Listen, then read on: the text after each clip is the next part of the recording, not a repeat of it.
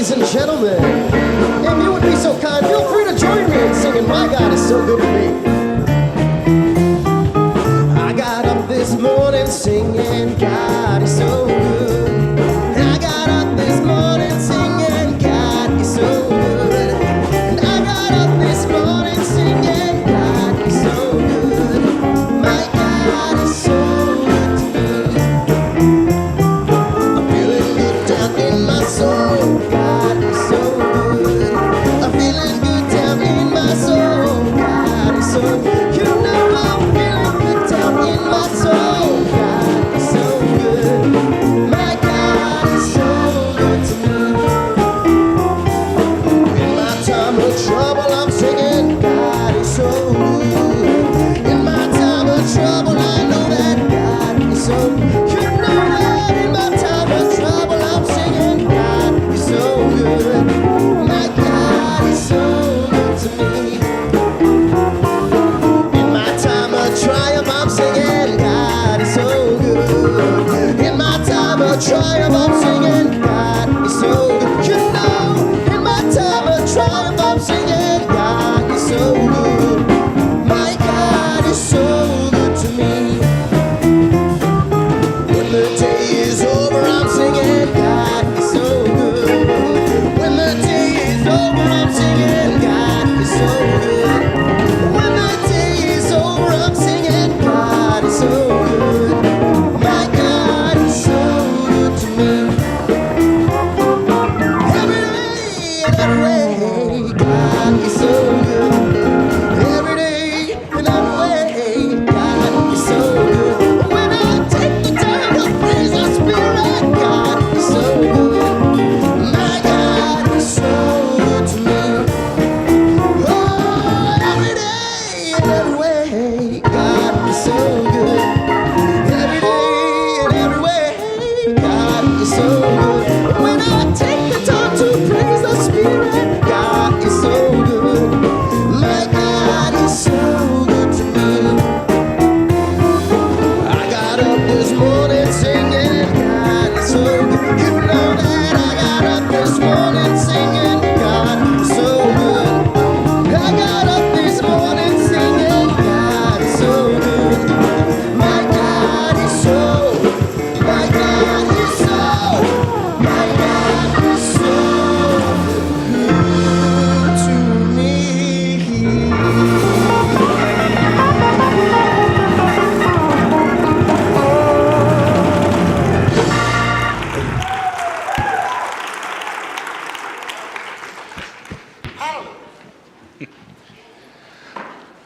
Well, good morning. And welcome to Unity Church of Overland Park. And I want to welcome Reverend Jan back after 2 weeks out. So welcome. Yes. It's nice to have you back here with us. It's good to be back. And I also want to welcome our minister for the day, Tiffany Crabtree, to the platform. If you don't know Tiffany, she's served as our YOU sponsor for right around 10 years. 10 years now, and of course was up here just 2 weeks ago with the teens, with our high school group for YOU Sunday. So welcome back to you. Thank you. Thank you. It's good to be here. Yeah. Now next Sunday is Mother's Day, and Reverend Jan and I are actually going to be sharing the platform for a lesson entitled Lessons in Unconditional Love. I'll be taking a look at the biblical character of Esther. Reverend Jan's going to look at Ruth. And we're going to see how metaphysically, how those two characters represent divine love in our lives. So I hope you'll join us back next week for Lessons in Unconditional Love. How about if we join hands and let's start our morning out with prayer. And so we breathe into this moment and open our hearts wide to the movement of Spirit. We are so blessed. We are light, life, and joy. Even when there may be times that we do not feel that way, we know that the truth of us is that we are that fullness of the Christ. And so we boldly step into that as we move forward this morning with hearts of gratitude. We bless this time together. Thank you, God. And so it is. Amen. Well, I'd like to invite all of you to stand and join with our song leaders and sing I'm Choosing Heaven Today.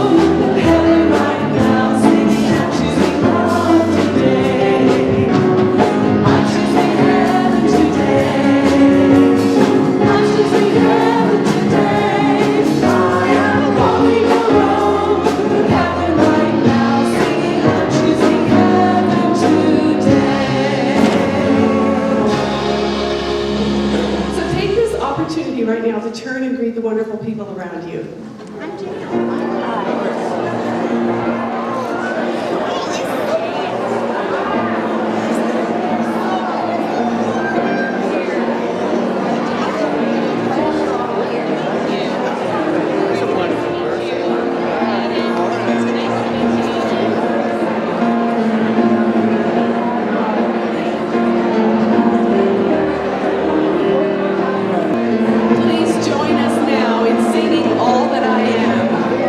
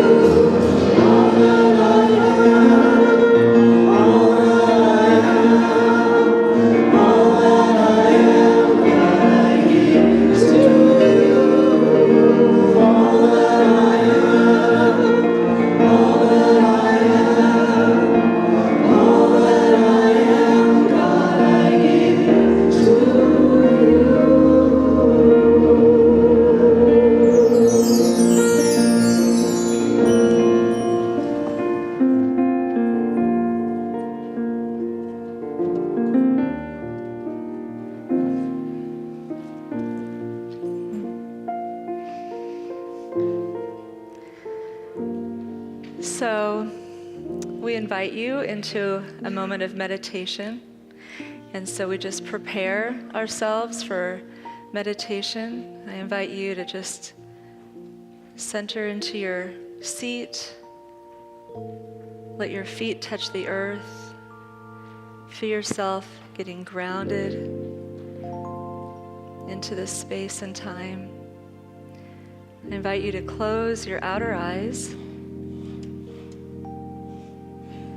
and take a deep breath in with me. In. And just let that go. Take one more big deep breath in with me. In. And just let that go.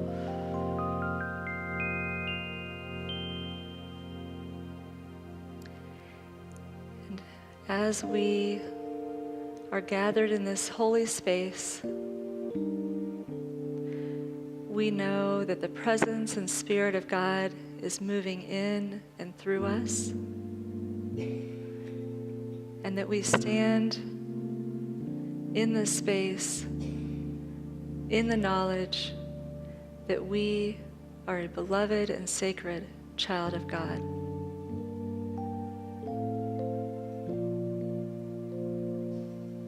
And as we breathe in and we release our breath, our very breath enters into the space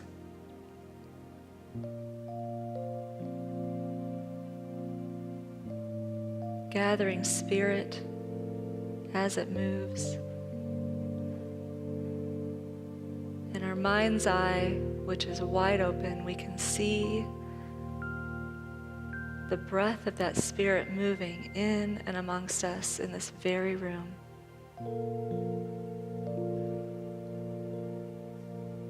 And we can feel the breath of that spirit moving beyond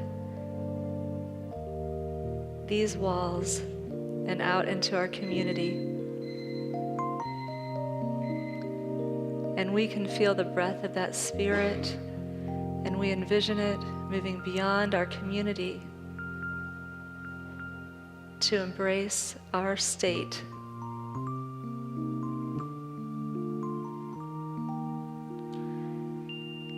And beyond our state, to embrace our country, breathing in, breathing out, that spirit flowing from us, collective, moving, touching all of our people that live in this country, moving beyond this country, embracing the whole universe. We breathe in the knowledge that Spirit is alive, and we breathe out the knowledge that we are one with that Spirit. And so in the knowledge of that oneness, I invite you into moments of silence where we allow that Spirit to move in our very breath, enveloping the world.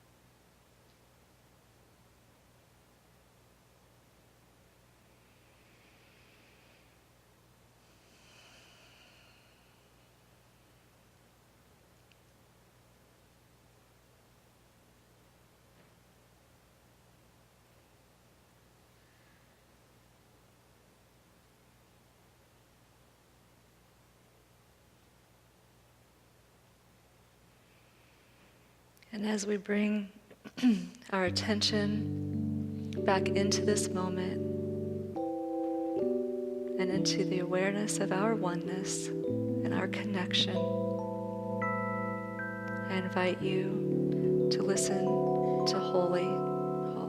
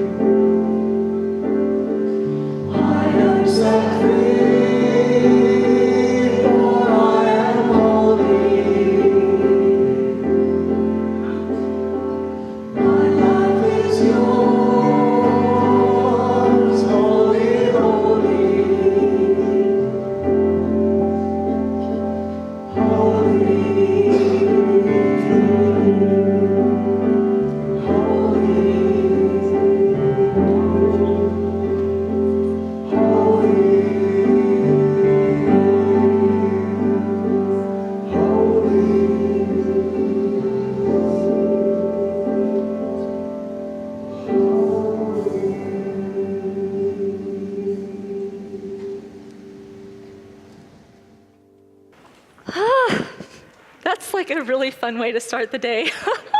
Thank you. Thank you so much.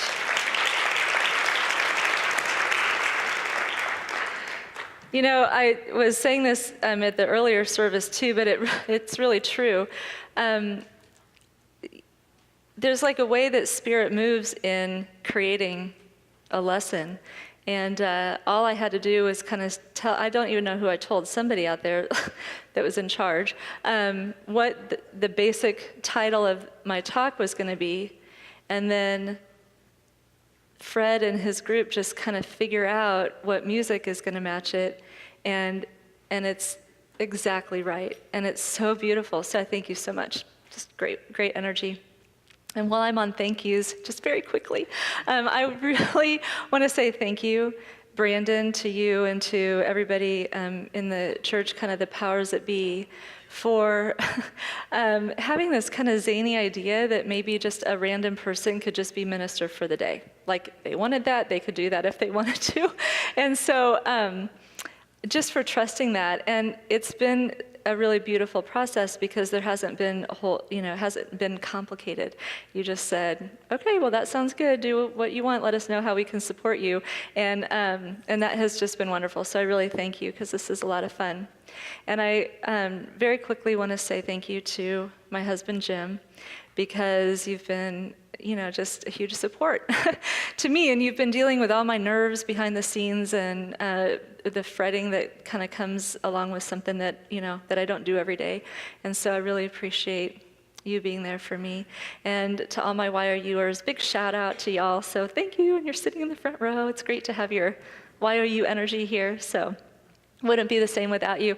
And just to any of my friends or family that I invited that kind of got up on a Sunday morning and came to someplace different that you don't normally come to, I just want you to know I feel your love and your support, and I hope that you know that I'm really just sending that right back out to you. I hope that you have felt that from me as well.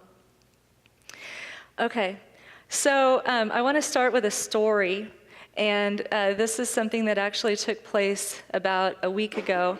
So we have a friend who got a group of us together, and he said that he wanted to invite us to dinner, and then he had a surprise for us after dinner. And we knew two things about the surprise. One is it was happening after dinner.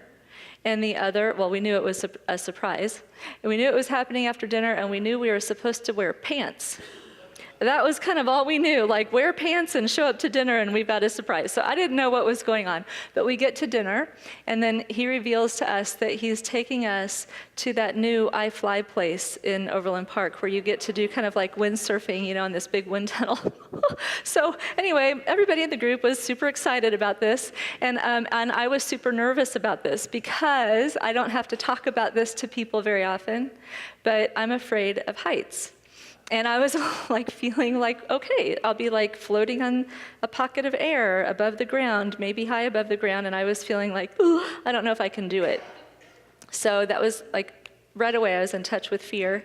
And I want you to know that this group of people that we were with, they're awesome. So they're loving, supportive, fun, energetic, and I could have passed on this activity. I didn't have to do the activity. So I could have just said, I can't do this.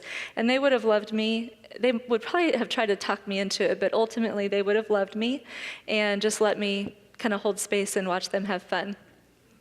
But I knew that I wanted to do it. I just didn't know how I was going to get through being so afraid of it. So fast forward to, we're actually at the place, and we have our suits on, we have these helmets on, and we can't hear, and we've got these ear plug things in, and we have to go sit. Well, not have to, but we are sitting on a bench, and we're the wind tunnel is right in front of us.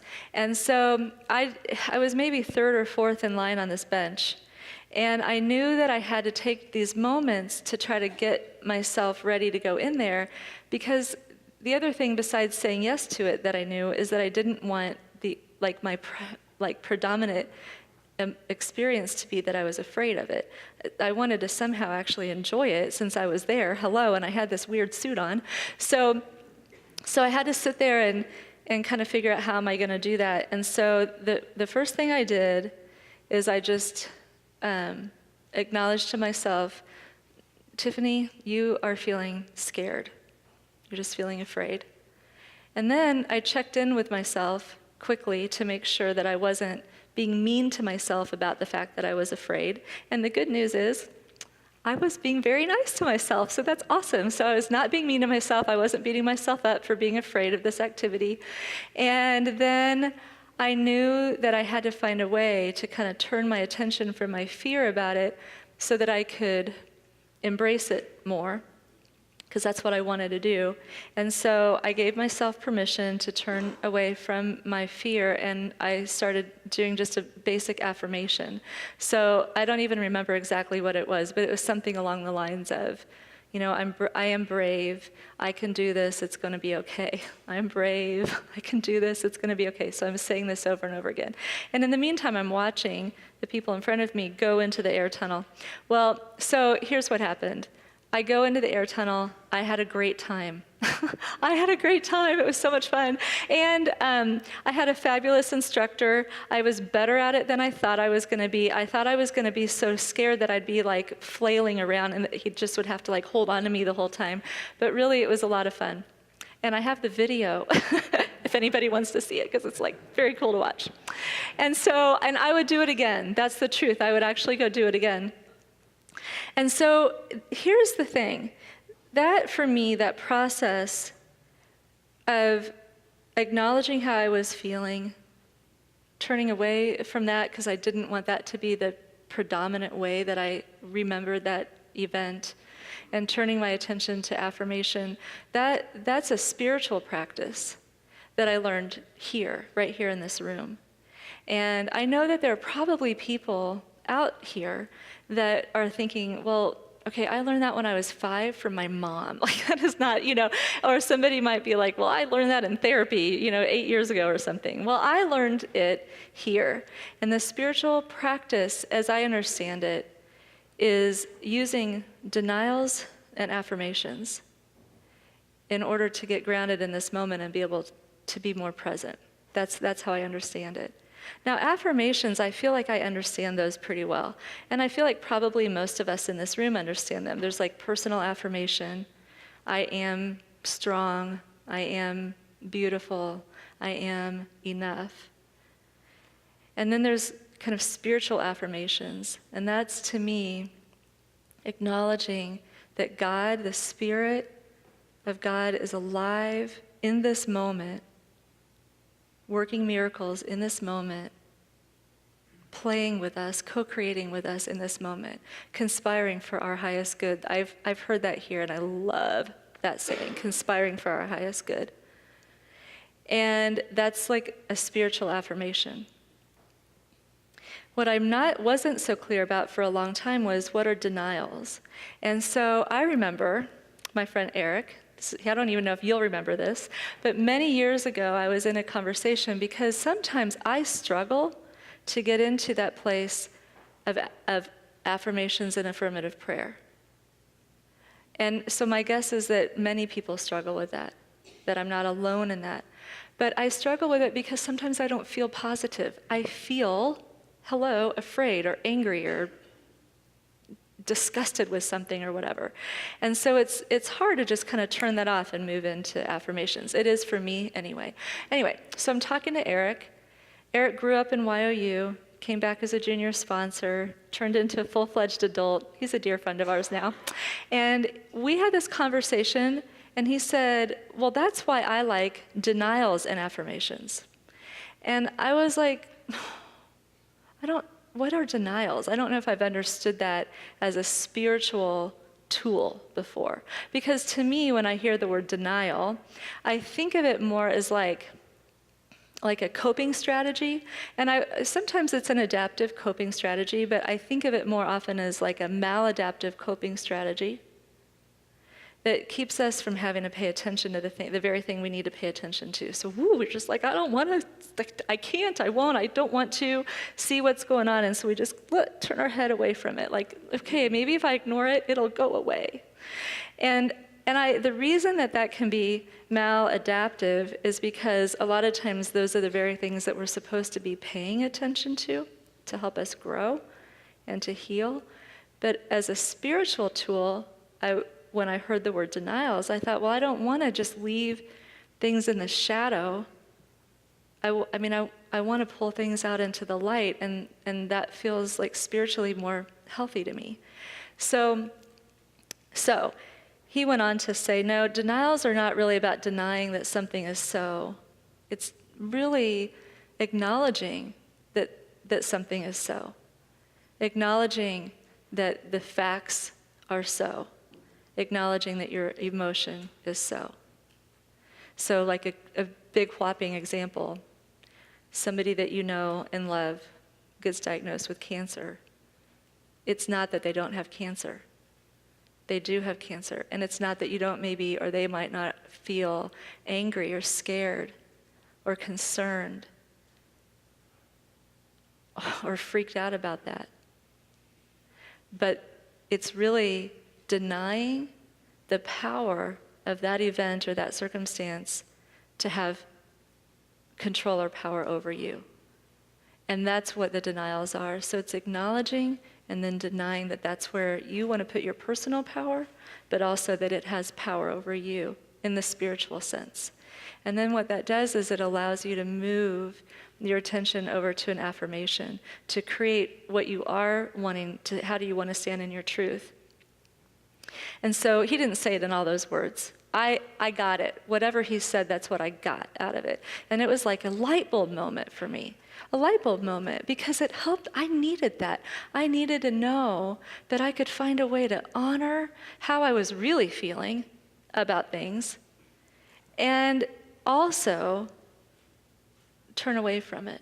Pull my energy and my attention away from it. So that was very helpful for me. So I'm kind of passionate about this topic, and I knew that this is what I wanted to talk about. And so I wanted to see, well, what does it kind of say out there in Unity world about denials and affirmations? And I found this is from the Unity Church of Fort Worth, from their website. They're just there's a whole thing on here about the five unity principles. So I was reading through, and here's what I found, and I love it. They attribute this to Myrtle Fillmore. And for those of you who don't know, she was one of the co-founders of Unity itself. So she's a deeply spiritual person, prolific writer, and so there's a lot referenced to her if you look up anything about Unity. And here's what they say, that she described denial and affirmation as the two angels that guard the door of our consciousness. We deny the power and ultimate reality of appearances and the limits they seem to place on us, and we affirm the truth of ourselves as unlimited spiritual beings. Oh my gosh, that's awesome. So I'm going to read it one more time because I think it's the coolest thing ever. So she says this. She described denial and affirmation as the two angels that guard the door of our consciousness. We deny the power and ultimate reality of appearances and the limits they seem to place on us. And we affirm the truth of ourselves as unlimited spiritual beings. Oh, well, Does anyone else just feel like that's the coolest thing ever? Like, I think that packs a big punch. Like, I think that just has so much juice in it. Yes! Okay, I'm not alone. So, okay, so then, here's what's cool, is it kind of brings up this whole analogy. So I love this idea that there are these two angels, okay? So you just have to kind of play with me on this one for a minute. Because it's hard to just be an affirmation, and how do you use denial, and what does all of that mean? So she's talking about these two angels that guard the door of our consciousness. Well, if my consciousness is really another way of describing my awareness of the truth of myself as an unlimited spiritual being, that I'm connected in any moment that I choose to recognize it, that I'm connected 100% and fully, that spirit is in me and through me and moving around me all the time. And so that's my awareness expanding and growing. So there's like maybe a door to my consciousness.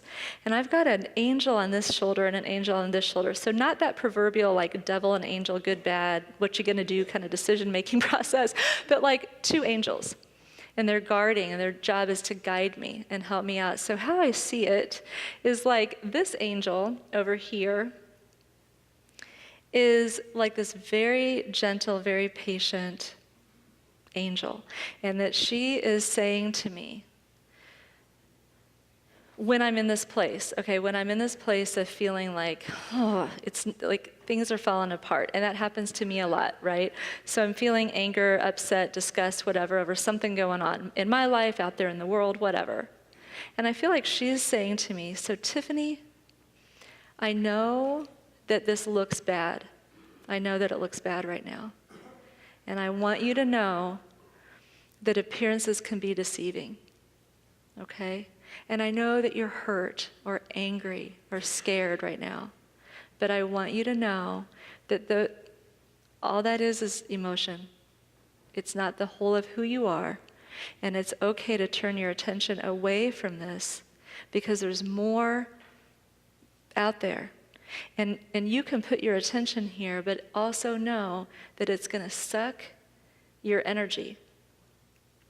It will weaken your spirit.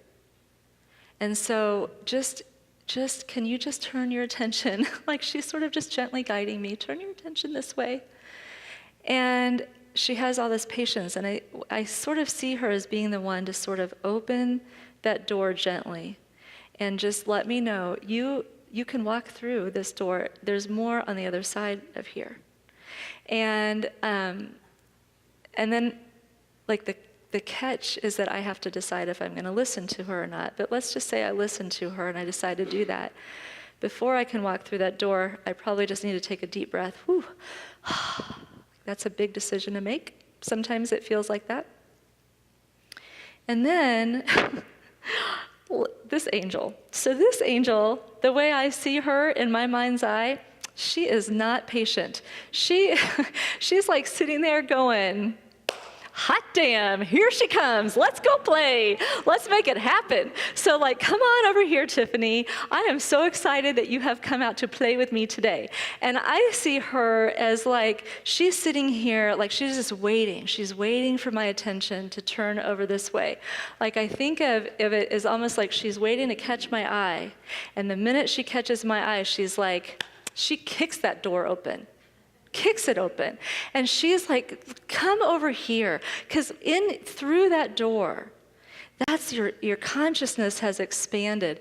This is where the juice is. This is where you can play. This is where miracles happen. This is where the good stuff is.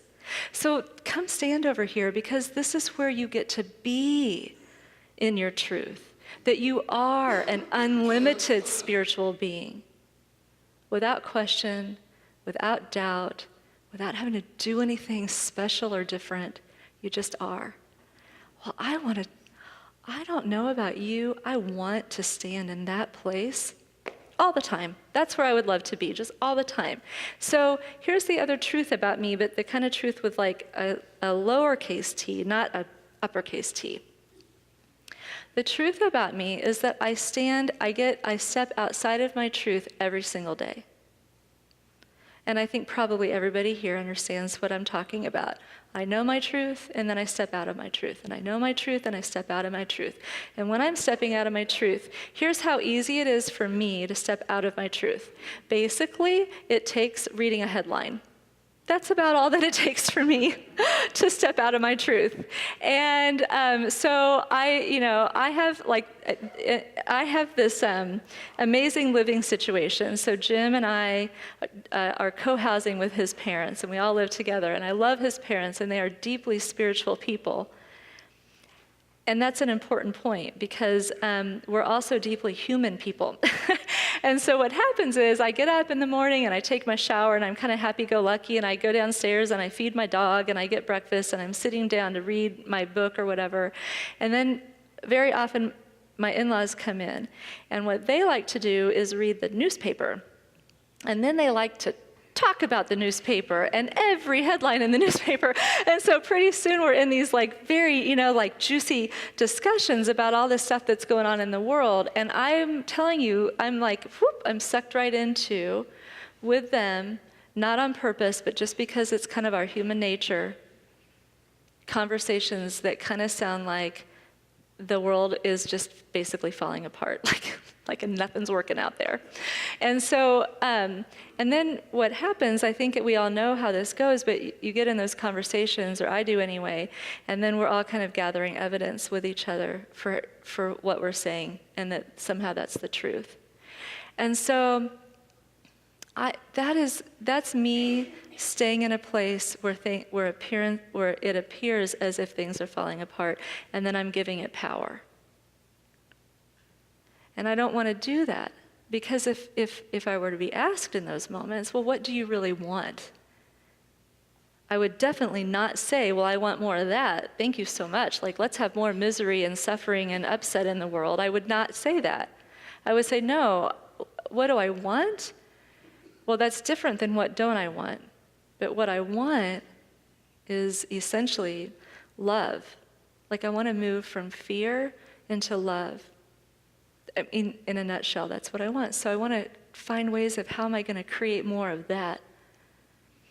And that's up to me to do that. It's up to me to figure out, am I going to be listening to this angel as she's gently reminding me, this looks bad. I know it feels bad, but it's not everything. There's more. Just can you just turn your attention away? And I'll help open that door. And then this angel, it's whoo, let's go play. Come on, we're over here. Let's get some good stuff going on. Because that's where the co-creation is happening. I'm standing in my truth and I'm working with spirit. And what I need and what I want is there's a part of me that feels like I don't want to play small ball with this anymore. What I want is I want to be aware when I've stepped out of my truth and have the courage to acknowledge it in the moment and step right back into it. I can do that in my own mind when I think of it. Sometimes it's harder and sometimes it's easier, but I can do it because I've practiced it. But what's really hard for me is to bring it up to other people, those people that I'm in conversation with, when we're all gathering evidence for this and we're putting energy into this. Because here's the thing, I think we know this, but knowing it and then really practicing it are different things. And I think sometimes we know that what we're accidentally doing, not on purpose, not because we set an intention to, but when we're gathering evidence and talking about how bad things are, we are inadvertently growing more of that. We just are. And so if I have a commitment to myself to be standing in my truth as an unlimited spiritual being, I also have a commitment to recognize when I've stepped out of my truth and to make an agreement to listen to this angel, turn my attention. And so, but I want to be able to say that out loud to the people that I'm in those conversations with. And that's scary for me. Like, I have been told before, like, when I've tried to do that, it can come across as preachy. It can come across as somehow I know more than they do. It can come across as that I'm too positive. Like, I know that sounds funny, but has anyone else in this room ever been told you are too positive? Like, come on, let's see. I know, like, that's a thing. And so, but I don't want to feel like being too positive is a negative thing. Like, I want to own it because that's where the magic happens, in my personal opinion. And so I want to have the courage to say, you know what, the conversation is engaging, but it's sucking my energy, and I need to move back into my truth. And that takes a lot of courage. So here's what I'm going to tell you. I'm going to practice that, because to me, not saying it is like playing small ball. It's keeping myself smaller. And I want to be a little bit bigger. I want to own my truth. And I want to feel the power of that in the world. Not because that makes me better than anybody, but because it makes me more fully who I am created to be. And that's where I want to reside. And so I'm going to be practicing that. And I would love to invite you to practice that, and to practice it with me, and to know that if that comes up, like in my fall faith group, or if that comes up in YOU, or if that comes up in my house, that I'm not criticizing and I'm not thinking I'm better than anybody and any of that jazz. I'm just saying, woo, okay, I just got aware, and I want to go back over here. Do you want to come with me? Like, let's go play. So that's what I have to say. And so I just thank you all for coming, and I thank you for listening and kind of dealing with my wacky angel analogy and all of that, the kicking the door open and everything. And I appreciate you all very much, so thank you.